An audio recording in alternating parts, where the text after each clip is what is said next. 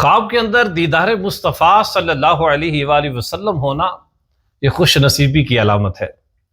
نبی پاک صلی اللہ تعالیٰ علیہ وآلہ وسلم نے ارشاد فرمایا من رآنی فقد رأى الحق، ارشاد فرمایا من رآنی فی المنام فقد رآنی فإن الشیطان لا یتمثل بی، ارشاد فرمایا کہ جو شخص خواب کے اندر مجھے دیکھے تو اس نے حق دیکھا، یعنی جس نے خواب کے اندر مجھے دیکھا اس نے مجھے ہی دیکھا کہ شیطان میری صورت میں نہیں آ سکتا۔ پھر ایک اور حدیث شریف میں فرمایا کہ جو خواب کے اندر مجھے دیکھے ان قریب وہ مجھے جاگتے ہوئے بھی دیکھے گا۔ خواب کے اندر دیدار مصطفیٰ صلی اللہ علیہ وآلہ وسلم سے مشرف ہونا یہ بہت ہی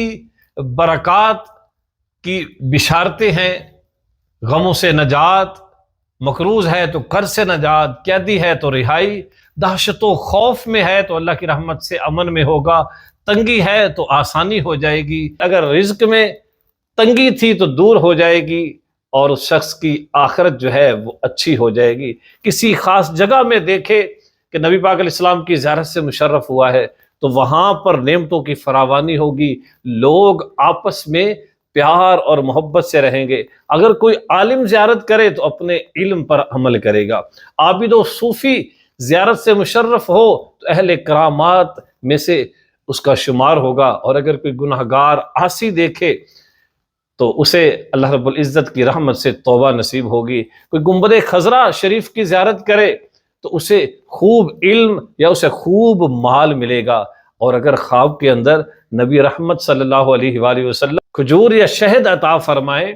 تو وہ سامنے والا اہل علم میں سے ہوگا اور قرآن حفظ کرے گا۔ اور اگر نبی پاک علیہ الصلوۃ والسلام کو یوں دیکھے کہ وہ غضب جلال فرما رہے ہیں